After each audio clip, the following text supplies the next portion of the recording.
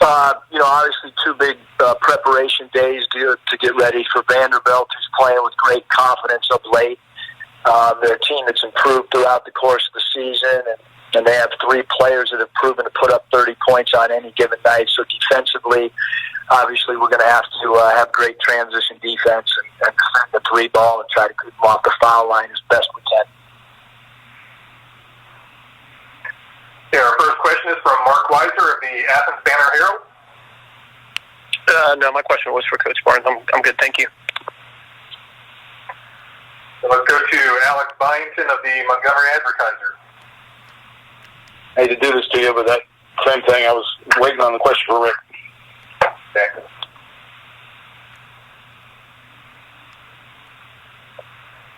Cecil Hurt from Tuscaloosa. Yeah, I was also waiting on Coach Barnes. Thank you. Okay. You guys want me to get off? And let's try to get Coach Barnes back on. Let's go with Scotty Bordelin from Whole Hog Sports. I think we're good there. Yeah, Coach, I'd like to talk to you for a second. You've mentioned in the past just not closing first half well. Is there anything that you can put your finger on there that's kind of leading to that? Well, I think one, Scotty's foul. If you have guys in foul trouble, that first half, certainly in the last minute and a half of a half, you don't want a guy to pick up a 3rd foul. So being more of a disciplined defender in the first half, and all you can do is you can continue to, let your team know where you play well, where you might not play well, whether it's certain junctures of a game, to start a game, start a half, end a half, and certainly that last 4-minute segment for us in the first half has it's been one of the most disappointing things of the season, is that has been a problem for us. Other than a few games, and those few games when we've closed out the half on a positive note, those are some of the games that we've played our best basketball. I also wanted to ask you about Isaiah. I think he scored 20-plus in 4 of the 5 games he's been back. Just your thoughts on how he's responded from since his injury. Yeah, I think Isaiah's healthy. He's fresh. He's played extremely well, very efficient. He's played like he did at the beginning of the year, and obviously is a focal point for us offensively and also for us. He's a key factor for us defensively.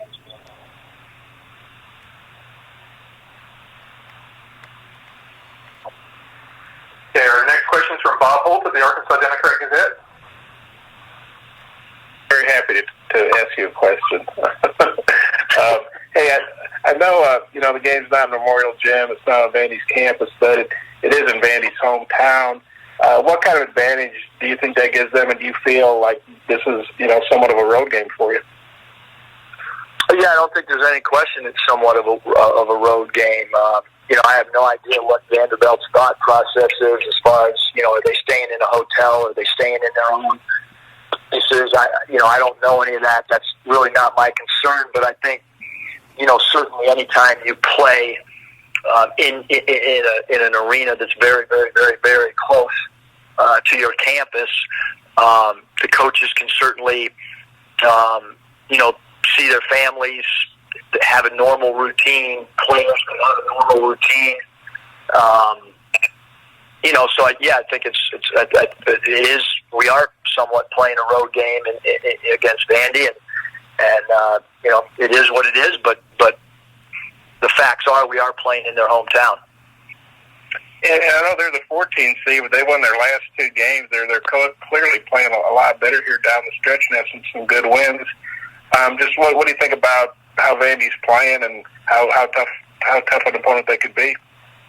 Well, yeah, there's certainly, you look at games of late, they've played extremely well. I know Coach Stackhouse, he's an excellent coach. He is an incredible competitor. His team has taken on his personality as the season's gone on. They obviously had to make an adjustment with one of their best players getting injured. They've done a great job of sticking with it all year, of continuing to play hard, They've had so many close games. They've had a lot of games where they led at halftime. They have a superstar player who's an incredible athlete, who's going to have a future at the next level in Saban Lee. He's athletic. He's strong. He's an improved three-point shooter. He's an improved assist man. Draws fouls. So yes, they would be a tough matchup for anybody. I think anytime you get into conference play, conference tournament play, there's always teams that have momentum. But having said that, when the ball gets tipped up, it's that game, well, however it goes, is going to have its own identity. There's no carryover from the first time we played them. We saw that our game against Texas A&M in Bud Walton had no correlation to how the game was played at A&M. Certainly our first game against Vanderbilt, you can throw that out. If you watch South Carolina's game, when they played at home against Vanderbilt, and then you watch the game the other day in Nashville, it's completely different theme and completely different identity of the game. Those two South Carolina games were completely different, just as I'm sure our game against Vanderbilt is going to be completely different. There's going to be different leading scorers. There's going to be different guys that get hot, than what happens in the first time you play a team.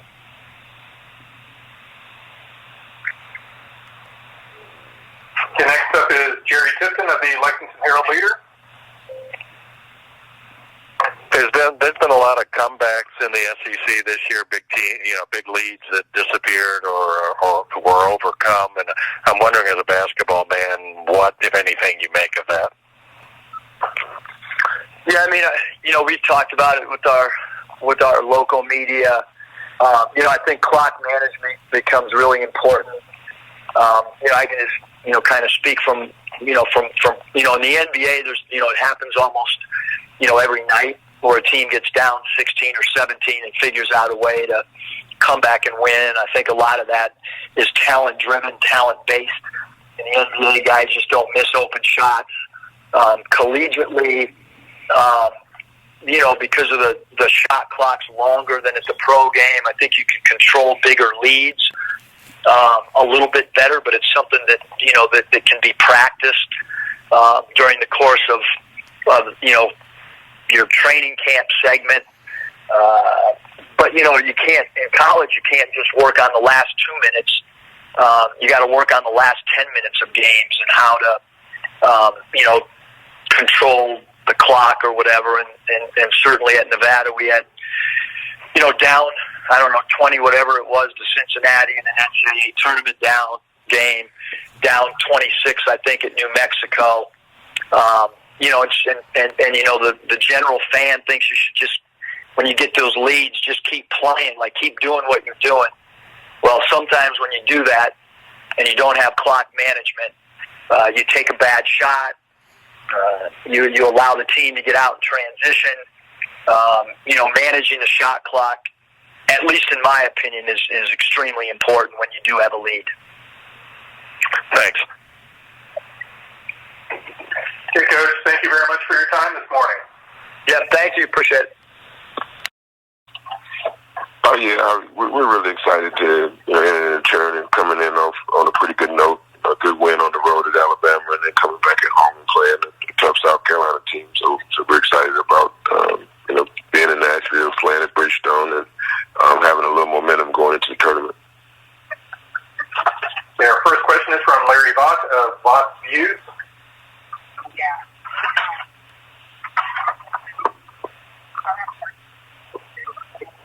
Larry, are you there?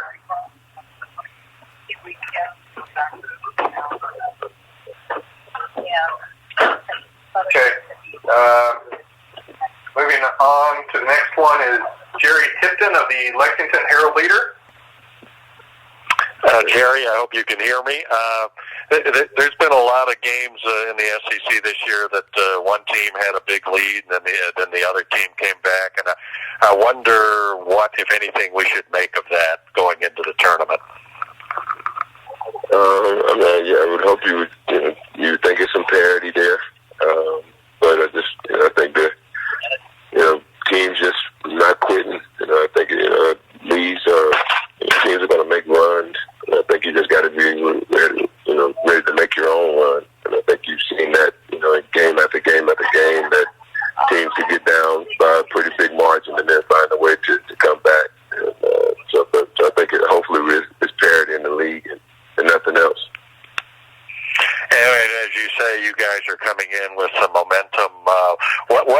what's working now that it took time to get in place?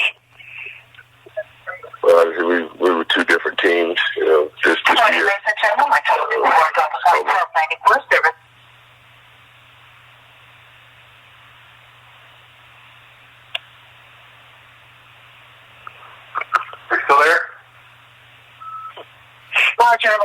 Sorry about that. 1 second, please. All right. Can you repeat that question, please? Oh, I just was wondering what's got you guys going, on a roll right now.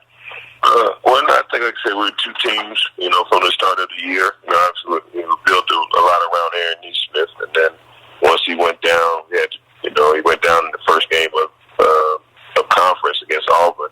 So we had to kind of revamp, who we were going to be, put a lot more emphasis on Saban Lee being our, primary scorer, and then the whole time developing a really young core, of freshmen that had to take on a much bigger role than hopefully freshmen will have to take on going forward for our program. But those guys have really grown and really have a good understanding of how we need to play to be successful, and individually they've gotten better with their own personal development.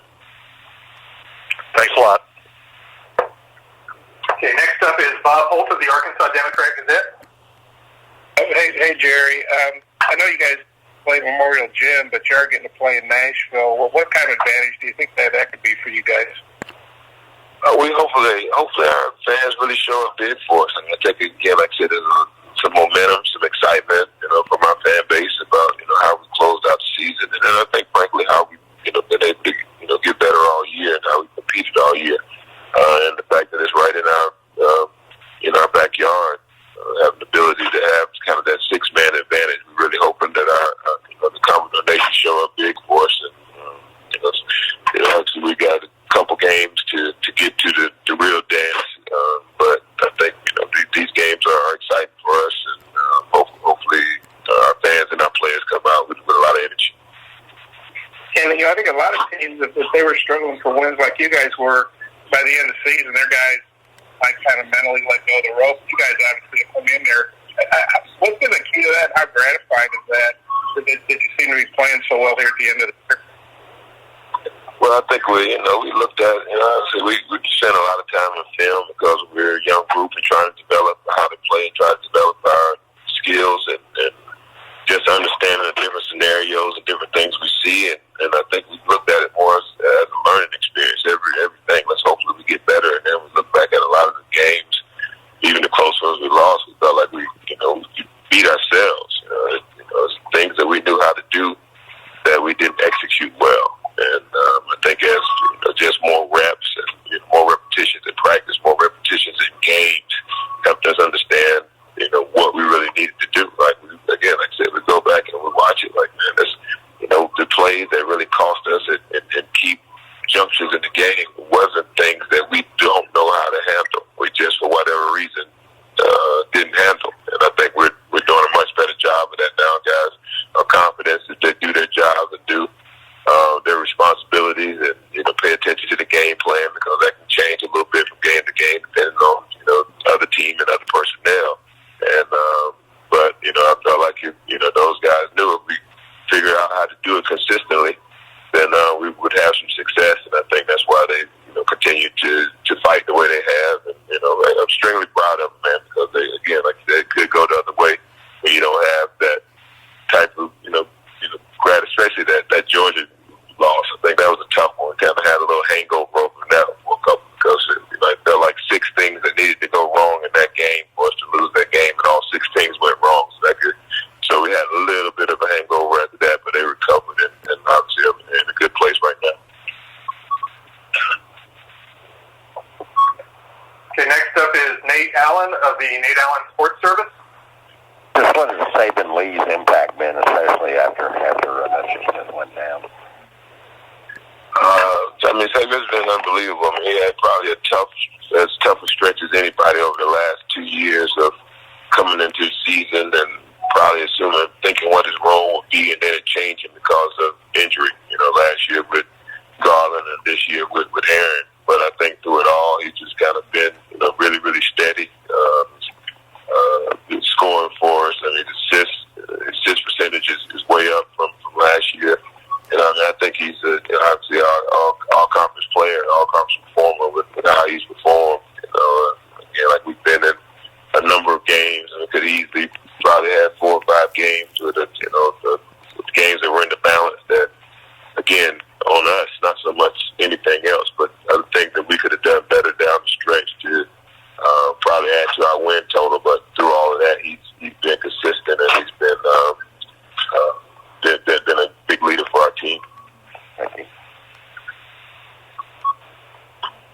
Thank you very much for your time this morning.